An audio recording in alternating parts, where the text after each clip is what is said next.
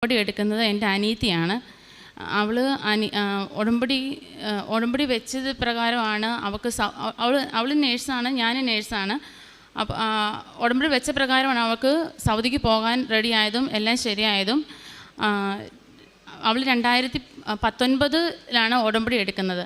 2021 March 6 എൻ്റെ അപ്പച്ചന് ഒരു stroke വന്നു. റൈറ്റ് സൈഡ് പൂർണ്ണമായിട്ട് പാരലൈസ് ആയായിരുന്നു ഫസ്റ്റ് തന്നെ. അപ്പച്ചൻ നന്നായിട്ട് കുടിക്കുന്ന വ്യക്തിയായിരുന്നു. അപ്പം കാരിദാസിലായിരുന്നു ട്രീറ്റ്മെൻറ്റ് നടത്തിയത്. അവിടെ ചെന്ന് ഫസ്റ്റ് ഫിസിയോതെറാപ്പിയൊക്കെ ചെയ്ത് പതുക്കെ നടക്കാൻ പാകത്തിനായിട്ട് ഡിസ്ചാർജ് ചെയ്ത് വീട്ടിൽ വന്നു കഴിയുമ്പോഴത്തേക്കും കുടിക്കാതിരിക്കുന്നതും കൊണ്ടും ന്യൂറോയുടെ മെഡിസിൻ കഴിക്കുന്നത് കൊണ്ടും അപ്പച്ചന് വിഡ്രോവലായി. ഭയങ്കരമായിട്ട് അയാൾ വയലൻ്റായി. ഞങ്ങളെല്ലാവരും ഉപദ്രവിക്കാൻ തുടങ്ങി. കൊറോണ ടൈം ആയതുകൊണ്ട് ഞങ്ങൾ പല ഡി അഡിക്ഷൻ സെൻറ്ററിലും വിളിച്ച് ചോദിച്ചു. ന്യൂറോളജിസ്റ്റ് കാരിദാസിൽ ഡോക്ടർ ലിജോയാണ് അപ്പച്ചനെ നോക്കിക്കൊണ്ടിരുന്നത്. അപ്പം സാറിനോട് വിളിച്ചു ചോദിച്ചു. സാർ പറഞ്ഞാൽ അഡ്മിഷൻ എടുക്കാൻ പറ്റത്തില്ല, കാരണം സൈക്യാട്രിക്കായിട്ടുള്ള അഡ്മിഷൻ എടുക്കത്തില്ല കാരിദാസിൽ. അതുപോലെ തന്നെ പല ഡി അഡിക്ഷൻ സെൻറ്ററിൽ വിളിച്ച് ചോദിച്ചു, അവിടെ അഡ്മിഷൻ എടുക്കത്തില്ല, കാരണം കൂടെ ആൾ നിൽക്കണം. ആൾ നിൽക്കാതിരിക്കാൻ പറ്റത്തില്ല സ്ട്രോക്ക് ആയതുകൊണ്ട്. അപ്പം അടുത്തുള്ള ഒരു ഹോസ്പിറ്റലിൽ സാറിൻ്റെ അടുത്ത് ഞങ്ങൾ ചെന്നപ്പോഴേക്കും സാറ് പറഞ്ഞു, ഈ മനുഷ്യന് ഒന്നും ചെയ്യാൻ വേറെ ഒന്നും ചെയ്യാനില്ല, ഈ മനുഷ്യന് സെഡേഷൻ കൊടുത്ത് ഇരിക്കാനേ പറ്റത്തുള്ളൂ.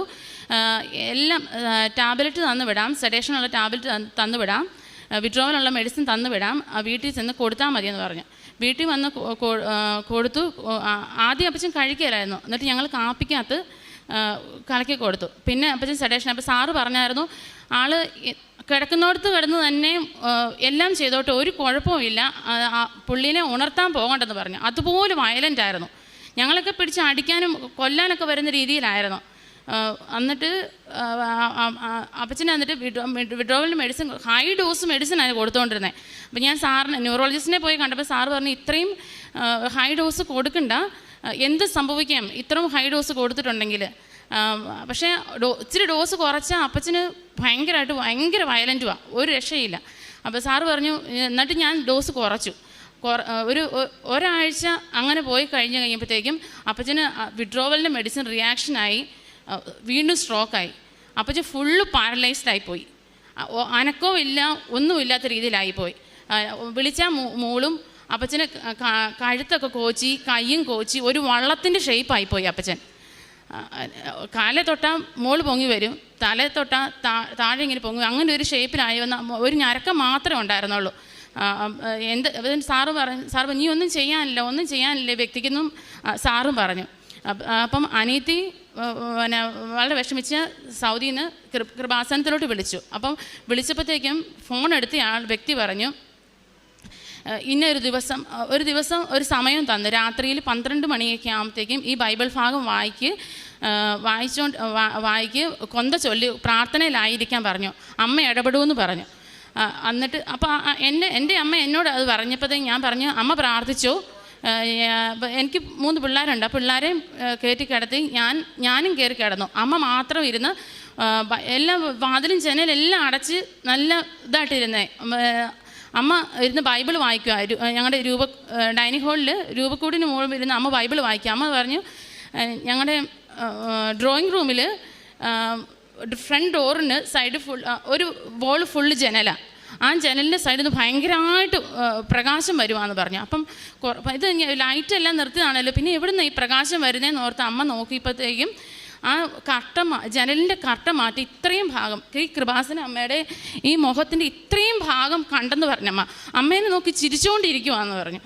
എന്നിട്ട് അത് പെട്ടെന്ന് അത് കഴിഞ്ഞിട്ടേക്കും അമ്മ ഉറങ്ങിപ്പോയെന്ന് പറഞ്ഞു. പിറ്റേ ദിവസം രാവിലെ ഞാൻ കിടക്കുന്ന സമയം വരെ അപ്പച്ചന് ഒരു ബോധവും ഇല്ല. ഇങ്ങനെ വിളിച്ചാൽ ഞരക്കം മാത്രമേ ഉള്ളൂ. ആ ഒരു രീതി ഇരുന്ന മനുഷ്യൻ രാവിലെ ബഹളം ഒച്ച കേട്ടാൽ ഞാൻ ഏൽക്കുന്നത്. ഞാൻ ഏറ്റി ഇന്ന് നോക്കുമ്പം അമ്മ അടുത്ത് നിൽപ്പുണ്ട് അപ്പച്ചൻ്റെ. അപ്പച്ചൻ കട്ടിലേൽ കാലും തൂക്കിയിട്ട് ഇങ്ങനെ ഇരിക്കുകയാണ്. അമ്മയോട് സംസാരിക്കുന്നുണ്ട്. അപ്പം അമ്മയോട് അപ്പച്ചൻ പറഞ്ഞ്, ഒരു സ്ത്രീ എന്നെ വന്ന് വിളിച്ചു. അപ്പം എൻ്റെ അമ്മ നന്ന് വെളുത്തിട്ടാണ്. അപ്പം അപ്പച്ചൻ ഓർത്തു എൻ്റെ അമ്മയാന്ന് ഓർത്തു. എനിക്ക് കാപ്പി തരണമെന്ന് പറഞ്ഞപ്പോൾ കാപ്പിയൊക്കെ തരാം, തങ്കച്ചൻ ആദ്യം ഏറ്റു നടക്ക്, ഞാൻ കൂടെ ഉണ്ടെന്ന് പറഞ്ഞു. അവിടുന്ന് അവിടുന്ന് നടന്ന് ഡൈനിങ് ഹാളിൽ വരുമ്പം നോക്കുമ്പോഴത്തേക്ക് അമ്മച്ചി കസേര ഇരുന്ന് ഉറങ്ങുവാന്ന് അപ്പച്ചൻ ഉറങ്ങുവാന്ന് പറഞ്ഞു. അത് കഴിഞ്ഞിട്ട് അപ്പച്ചൻ തിരിച്ച് നീ ഉറങ്ങുവാണോ എന്ന് ചോദിച്ചിട്ട് അപ്പച്ചൻ തിരിച്ച് കട്ടിലെ വന്ന് കിടന്നു. ബോധം പോകുന്നതിന് മുമ്പ് തന്നെ സ്ട്രോക്ക് ആയ സമയത്ത് തന്നെ അപ്പച്ചൻ നല്ല സ്ലറിങ് ആയിരുന്നു, ഒന്നും പറഞ്ഞാൽ തിരികത്തില്ലായിരുന്നു. അപ്പം ഞാൻ രാവിലെ കട്ടിലേറ്റിരിക്കുന്ന സമയത്ത് ഞാൻ ചെല്ലുമ്പം നല്ല സ്ഫുടമായിട്ട് അപ്പച്ചൻ സംസാരിക്കുന്നു, ഒരു കുഴപ്പവും ഇല്ലായിരുന്നു. അത് കഴിഞ്ഞിട്ട് അപ്പച്ചൻ പറയുന്നുണ്ട് ഞാൻ നടന്നതെന്ന് പറയുന്നുണ്ട്. പക്ഷെ എൻ്റെ ആ വിഡ്രോവലിൻ്റെ ആ മെഡിസിൻ്റെ ആ സെഡേഷൻ പോയതായിരിക്കും എന്നുള്ളൊരു ചിന്തയായിരുന്നു എനിക്ക്. പക്ഷേ ഞാൻ വീൽ ചെയർ കൊണ്ടുവന്നു, 2 ദിവസം വീൽ ചെയർ ഇരുത്തി. അപ്പോഴും അപ്പച്ചൻ പറയും നീ നടന്നതാ, നിങ്ങൾ വിശ്വസിക്കാഞ്ഞിട്ടാന്ന് പറഞ്ഞ് ഒരു ദിവസം അപ്പച്ചൻ ഭയങ്കരമായിട്ട് ബഹളം വെച്ച് വീൽ ചെയറിൽ നേറ്റ് ഭിത്തിയെ കൂടെ പിടിച്ച് നടന്നു. അത് കഴിഞ്ഞിട്ട് ഞാൻ ഒരു വാക്കിംഗ് സ്റ്റിക്ക് കൊണ്ട് കൊടുത്തു. വാക്കിംഗ് സ്റ്റിക്ക് എനിക്ക് ഇതിൻ്റെ ഒന്നും ആവശ്യമില്ലെന്ന് പറഞ്ഞ് അതും വലിച്ചെറിഞ്ഞിട്ട് അപ്പച്ചൻ വീടിൽ നിന്ന് പുറത്തിറങ്ങി മുറ്റത്തൂടെ അങ്ങോട്ടും ഇങ്ങോട്ടും കൈ വീശി നടന്നു, ഒരു കുഴപ്പവും ഇല്ല. ഇപ്പം അത് കഴിഞ്ഞ് ഒരാഴ്ചയ്ക്കുള്ളിൽ അപ്പച്ചൻ തിരിച്ച് എൻ്റെ സ്വന്തം വീട്ടിലോട്ടും പോയി. ഇപ്പം അപ്പച്ചൻ ഒരു കുഴപ്പമില്ല, വീട്ടിൽ നിന്ന് ടൗണിൽ വരും, സാധനങ്ങളെല്ലാം വാങ്ങിച്ച് വീട്ടിലും പോകും, ഒരു കുഴപ്പവും ഇല്ല. അതുപോലെ അങ്ങനെയാണ് കൃപാസനത്തിൽ അമ്മയുടെ ആദ്യത്തെ അത്ഭുതം എൻ്റെ വീട്ടിൽ നടക്കുന്നത്. ഞാനൊരു നേഴ്സാണ്. ഞാൻ 10 വർഷമായിട്ട് ജോലി ചെയ്യുന്നില്ലായിരുന്നു. ലാസ്റ്റ് 2014 ജൂലൈ 2 എൻ്റെ ലാസ്റ്റ് വർക്കിംഗ് ഡേ. അത് കഴിഞ്ഞിട്ട് പിള്ളേരൊക്കെ ആയി കഴിഞ്ഞിട്ട് ഞാൻ ജോലിക്ക് പോകാതിരിക്കുമായിരുന്നു.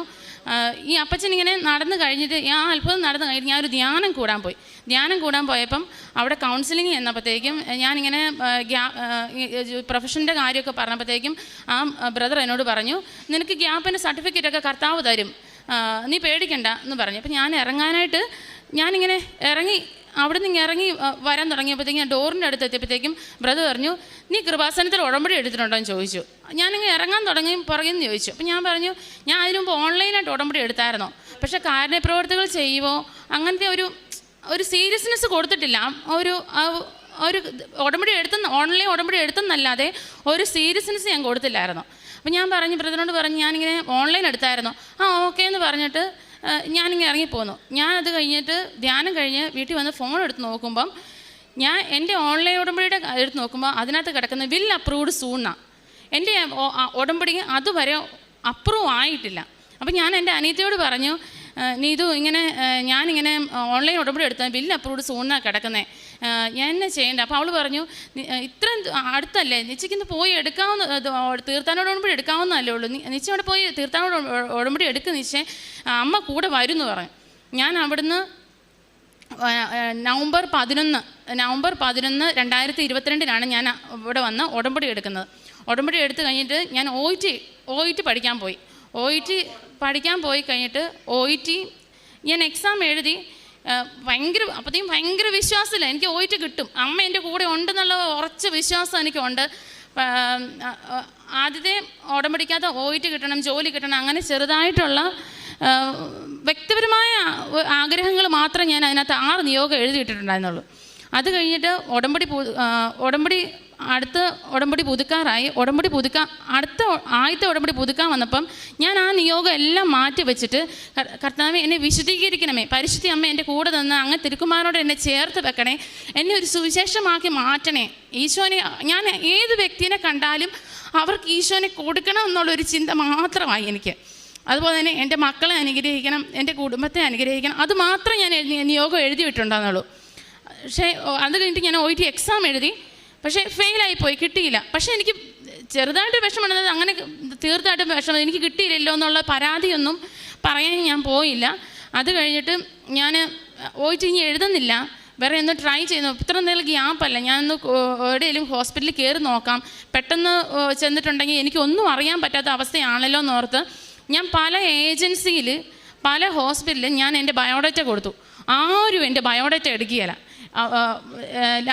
അതിനിടയ്ക്ക് എൻ്റെ നാത്തൂൻ, എൻ്റെ ഹസ്ബൻഡിൻ്റെ സിസ്റ്റർ മൗറീഷ്യസിലാണ്, OT മാനേജർ ചേച്ചി നാട്ടിൽ വന്നപ്പം ചേച്ചിയോട് ഞാനിങ്ങനെ പറഞ്ഞപ്പം ചേച്ചി ഇവിടെ വന്നിട്ട് ഉടമ്പടി എടുത്തു. അപ്പോൾ ചേച്ചി പോകുന്നതിന് മുമ്പ് എന്നോട് പറഞ്ഞു ചേച്ചിയുടെ ബയോഡേറ്റ കൊടുക്കുക, അവിടെ കൊണ്ടുവന്ന് കൊടുത്തു നോക്കാം എന്ന് പറഞ്ഞു.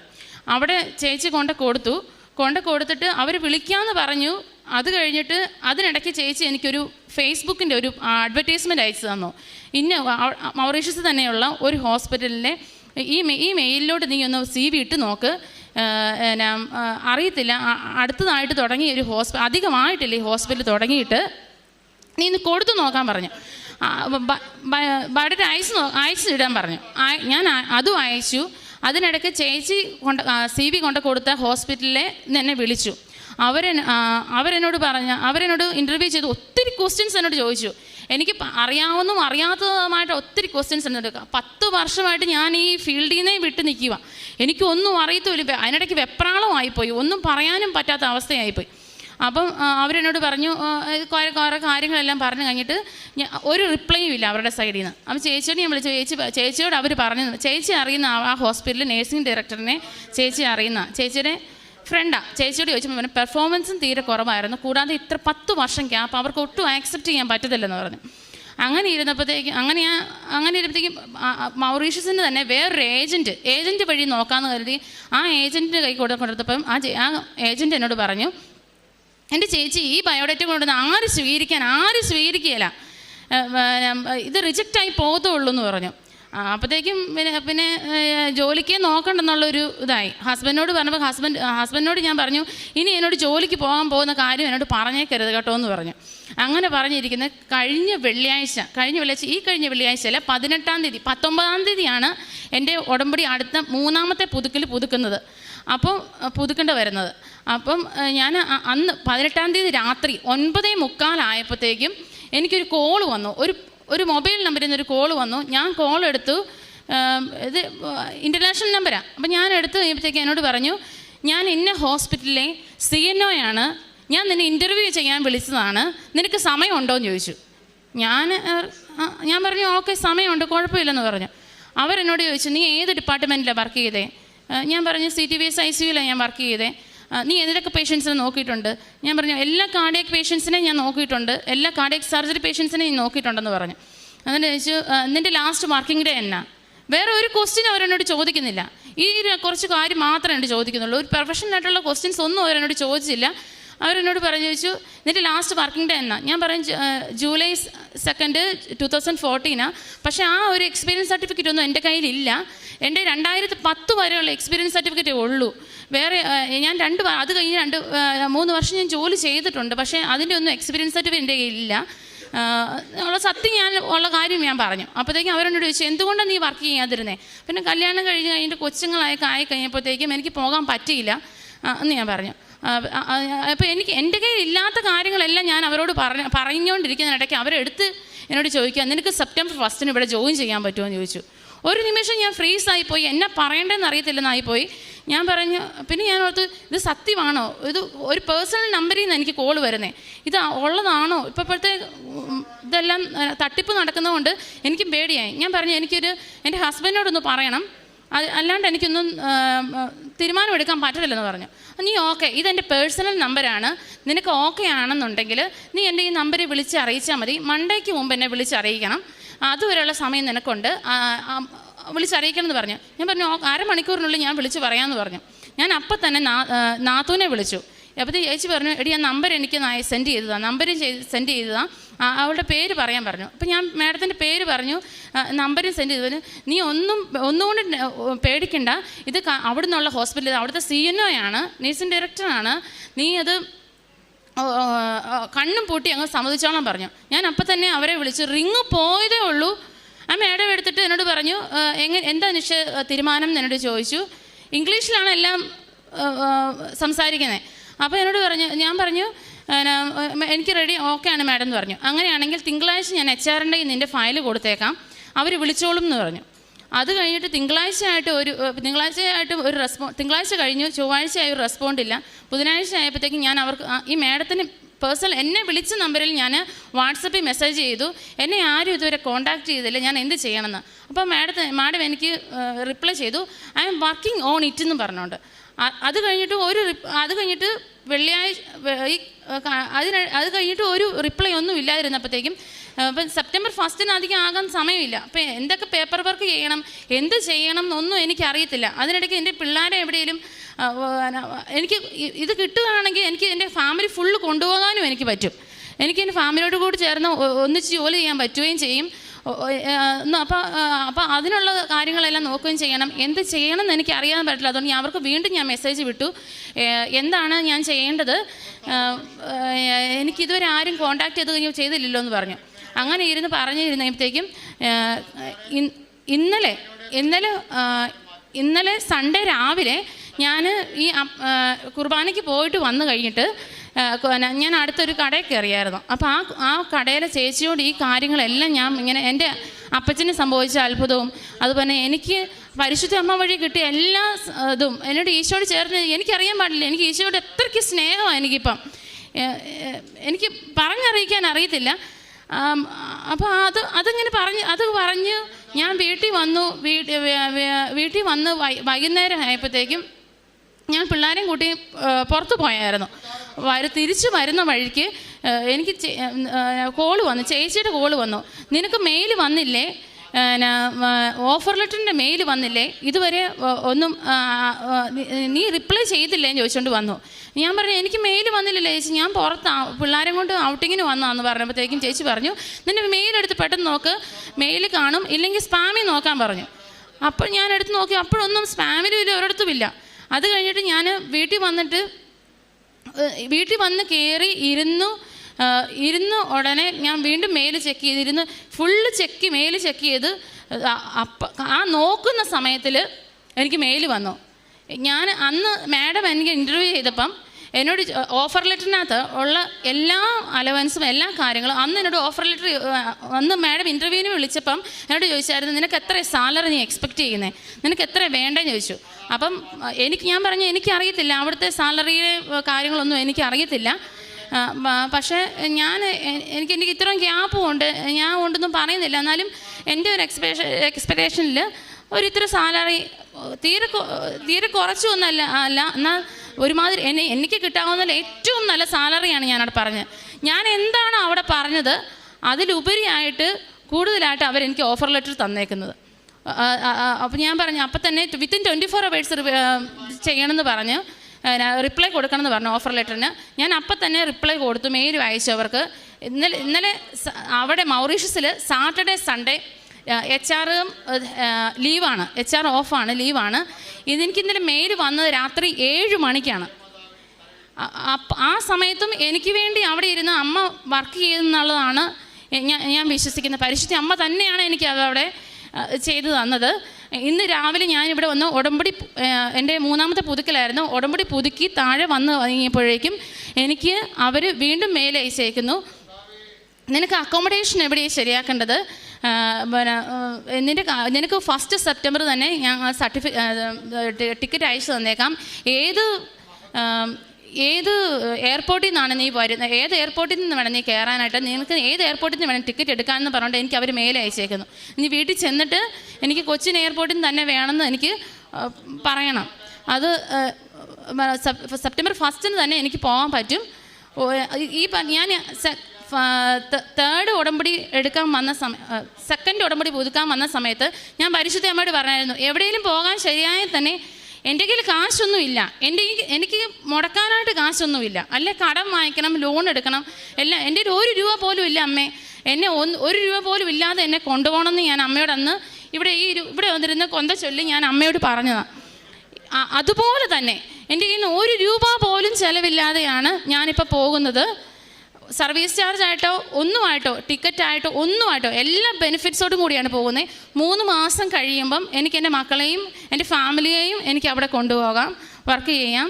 അതുപോലെ തന്നെ ഒത്തിരി അനുഗ്രഹങ്ങൾ എനിക്ക് എൻ്റെ കൂടെ വന്ന എല്ലാവർക്കും തന്നെ ഈ കുറഞ്ഞ കാലയളവിൽ അവർ ഉടമ്പടി എടുത്ത് അടുത്ത ഉടമ്പടി പുതുക്കുന്നതിന് മുമ്പ് തന്നെ അവർക്ക് എല്ലാ അനുഗ്രഹങ്ങളും OET പാസ്സാകുന്നു, അതുപോലെ തന്നെ ജോലി കിട്ടുന്നു.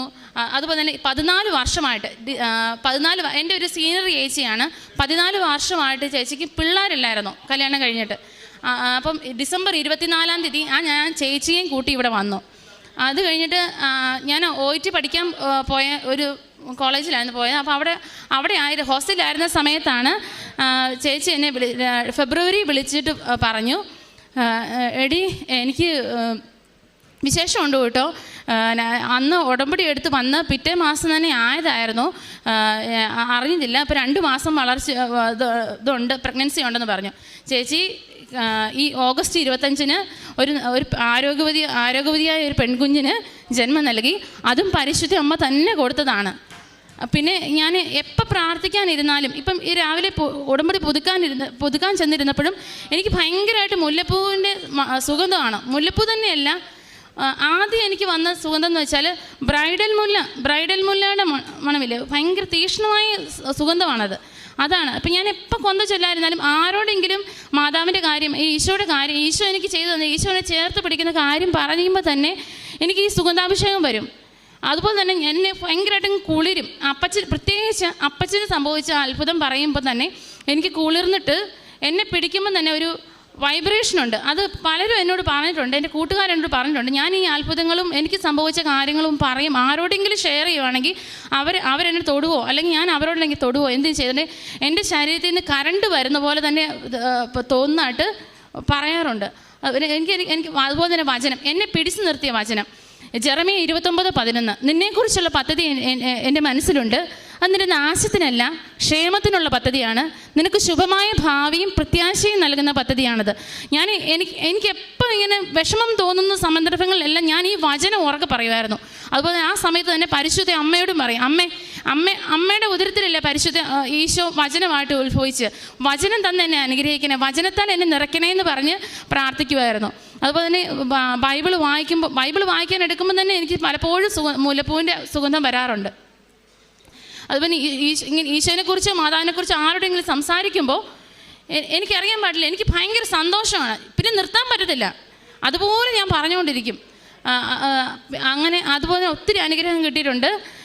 പിന്നെ പ്രേക്ഷിത പ്രവർത്തനമായാലും കൃപാസന പത്രം, ആദ്യം പത്രം കൊടുക്കാനായിട്ട് എനിക്ക് ഭയങ്കര മടിയായിരുന്നു.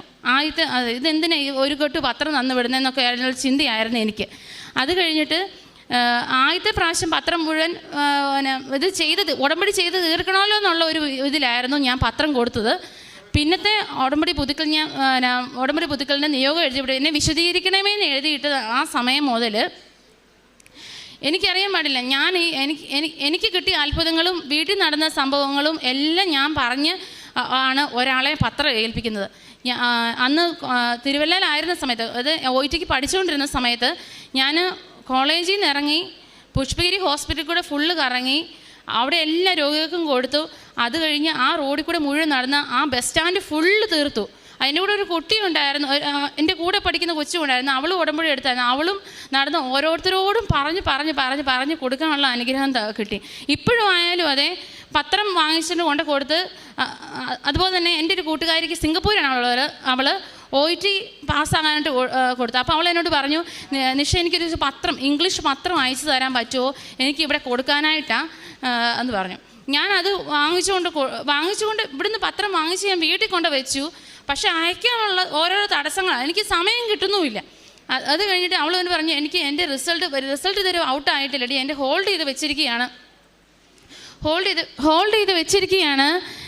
ഇതുവരെ റിസൾട്ട് ഔട്ടായിട്ടില്ല, നീ എൻ്റെ പത്രം അയച്ചായിരുന്നോ ചോദിച്ചു. അതിന് പിറ്റേ ദിവസം കൊണ്ട് ഞാൻ ഈ പത്രം ഞാൻ അയച്ചു കഴിഞ്ഞ് ഒരാഴ്ച കഴിഞ്ഞപ്പോഴത്തേക്കും അവൾ എന്നെ വിളിച്ച് പറഞ്ഞു, എടി എനിക്ക് OIT കിട്ടിയിട്ടുണ്ട്, ഫുള്ളും കിട്ടിയിട്ടുണ്ട്, എനിക്ക് പോകാം, എനിക്ക് ഇഷ്ടമുള്ള രാജ്യത്തോട്ട് പോകാം എന്നവൾ പറഞ്ഞു. ഇത്രയും അനുഗ്രഹമാണ് എനിക്ക് കിട്ടിയത്. എനിക്ക് ഒത്തിരി ഇപ്പം പറഞ്ഞാലും തീരാത്ത ഒത്തിരി അനുഗ്രഹങ്ങൾ എനിക്ക് കിട്ടിയിട്ടുണ്ട്.